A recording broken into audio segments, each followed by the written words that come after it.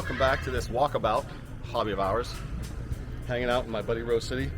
How you doing today, Ro? Oh, I'm excellent. How are you? Doing good. Thank you for lunch, brother. Yeah, pleasure. Yeah. I figured that we would have a quick little video walking around, testing out this new DJI 2. The theme of this video is the best no-flex Rolex. Okay. Because I didn't tell you, Yeah. but I got the call. Oh, which Yeah. is it called? Explorer. Ah, excellent. And actually, I got the text that I got a text that I'm gonna get the call. Explorer 2. No, Explorer 1, the one I've been chasing. So this is pre-owned From an AD. from an 8. So, but Brand new. 36mm. Yeah, 36. And you're doing steel two-tone? No, steel. I was offered the two-tone. Okay. Oh, that's great. Oh, 36 is magic for you, right? It works I think with it your is, wrist. although we'll do a watch check, wrist check. Seamaster 120. No, these two What will. are you gonna? They're both brilliant. Go ahead and pop it. Let's see what you got on this, brother. I got also it's Omega, Mega Aquaterra. fanboys, that's what's up. Aquaterra teak design, and I switched out the bracelet to this sailcloth strap. Yeah, it looks good. Thank you.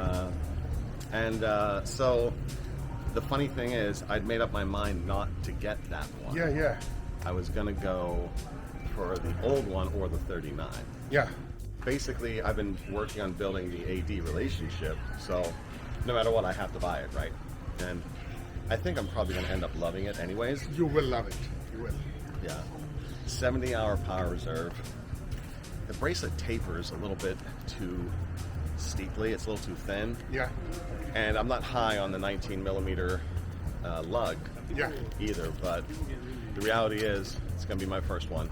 And so for me, Yeah. the Explorer is an excellent no-flex Rolex because it's kind of stealth mode. I mean, people know it, and people know the brand name. Yeah. But because the time was the OP was the best no-flex Rolex. Oh, right? yeah. I mean, the OP history, of course, is amazing. You know, there are people who know 10 times more about this than I do, but that, it's Datejust and even OPs, I think that people wanted more than Daytonas back in the day, right?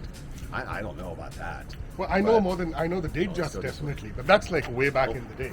It's like super way back in the day. Yeah, 60s or so. But this is the 369. So it's fascinating because I've been following these prices and these watches, on different like websites, Bob's Watches, and then HQ Milton, two absolutely amazing resources. HQ Milton I've bought watches bring you from in them. a little bit. You're coming out of frame. This isn't just about me. This is me and my buddy. So yeah. So I want to say like 6 years ago or so, the price difference between a 39mm and an Explorer 40mm. Yeah. The 40mm is also called the Explorer 2, right? Well, there's the Explorer 2 is the model line. Yeah, so it was size, so the 40 or the 42, they both. I always get a little confused, but there was a sizable price difference. Today on the pre-owned market, they're about the same. I mean, the 39mm. So it's really become popular, and I think people have realized exactly that it is this fantastic all-purpose one watch collection in itself. Yeah. I mean, what's not to like? The proportions are superb. Yeah. The numerals look great. But with all those new colors in the OP line, there are certain OPs you simply can't get. Right? Oh yeah, like you can't get the color ones. Oh no, those are like the secondary market. They're like 18, 20, 23. Never. It's and I think used to be the entry level Rolex. Oh yeah, but I think those became novelty items, right? Yeah. Well, the other thing that happened is that during the pandemic boom, I can speak a little about the local area. That in this part of the world, the Bay Area, with people suddenly having a lot of disposable cash, with tech stocks booming by 30-40%, which have since come down to earth.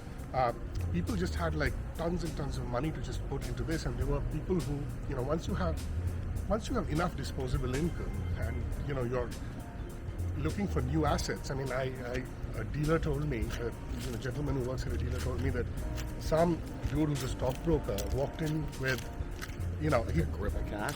he picked up 200 grand or 150 grand worth of watches, because his point was that I've invested all I could in stocks and other assets. Yeah. And his point was I'm going to invest in Rolexes and they keep going up. Now this was early in the pandemic, so they still did go up. Yeah. Maybe the guy made 10%, maybe he hung on, and even now, the watches haven't come down as much as the stock market.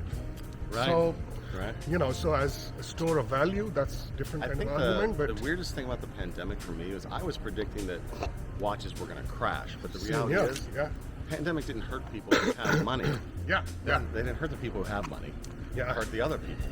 Absolutely. But yeah, I mean, Rolex, that I don't think anything comes close. And okay, what is your official vote for No Flex Rolex? Is it Explorer as well, or is it? I would say two. One is the Polar Explorer. Oh, really? Yeah, because it's a quirky watch and it's got like a good amount of stuff going on, but it seems like a little bit of a flex. It's a cool. Okay, a little bit of a flex, right? But it's not like it's in gold. I would go to the 369, the Explorer that you have. I mean, that's a great everyday watch. And one of my goals, which I've not quite succeeded in, is getting a perfect 369 watch, 36912, 3 out of the 4 numbers on the dial. Let's get this. Yeah, get this funny cafe. It's the Bean Scene. We're at the Bean Scene. What is the official name of this area that we're in? So this is Sunnyvale, and this little, what is this thing called? It's Murphy Avenue. Murphy Avenue. And That sign in. This is part a consequence of or an outcome of the sort of gentrification of the Bay Area over the last 6-7 years. I want to say that many of these towns, Mountain View, Sunnyvale, Cupertino. And in the East Bay as well. They went and got fancy? They got fancy, and Palo Alto, all of them have these kind of stretches, these boulevards with nice restaurants and and it's quite wonderful. But of course, there are trade-offs for anything. Yeah, there are trade-offs. I mean, there have been. All right, so your official vote is: will you like my vote of the Explorer as a no-flex Rolex? I think the OP used to be, but is no longer. I would certainly not if it's going for 18 Gs for certain color valves. Or even so years ago this is before like things got crazy at Fortain Jewelers in Carmel by the sea. Again, wonderful, wonderful place. I remember maybe five years ago or so, they actually had a couple of OPs. You could still get some Rolexes. Okay. I mean, they have like insanely expensive pre-owned ones, but you could get at retail. So the 39mm Oyster Perpetual was there, and I remember they had a white, and they also had a grey, and both of those are great everyday watches. So that.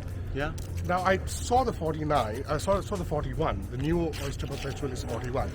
It's beautifully designed. It's really slim. I love the way it sort of tapers off at the side. It's not chunky, but it's a little big, I think. A little big.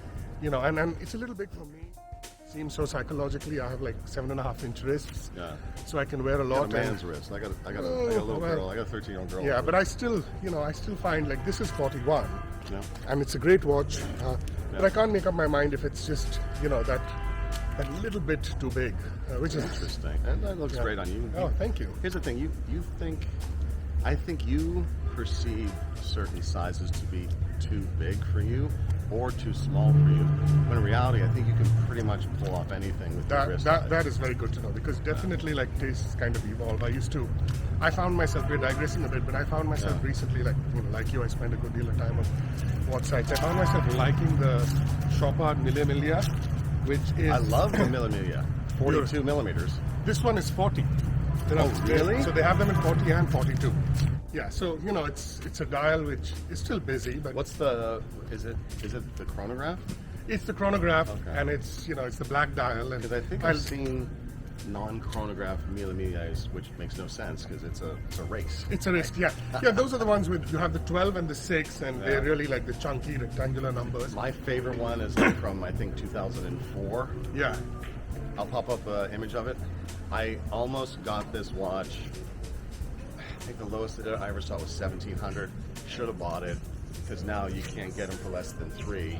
Oh, and there's some around $2 on eBay. Yeah, but they might be not this particular version. Yeah, there might be a different one from the one you're It's pretty rad though. I think you dig it. You can pull it off. The thing is, I don't think I can pull it off with my wrist. It's the problem. All right, so we're gonna wrap up. Your official vote for No Flex Rolex is your Explorer 2. I think I'll go with yours. Oh, you're gonna take mine. The 369. You see, you get someone walking around, you can persuade them. Yeah, currently in the 36. Yep. In steel. And, Yep. and also at par, I had the 39, which Yep. is now pre-owned. And it's a little weird. Everyone is going towards smaller sizes, but Yeah. Rolex has gone, the Submariner's gone from 40 to 41. Yeah. The OP has gone from 39 to 41. So, maybe in another, either in an episode or otherwise, I can like to pick your brains about that. Why do you think that is the case? Because generally Rolex is a conservative company in terms of their design tweaks, and the trend has been to move down size-wise after a long period of huge sizes. All right, we'll cover that in the next episode. All right, this has been Hobby of Hours with my man, Rose City. Always great to talk with you, bro. We'll catch you in the next one. Peace.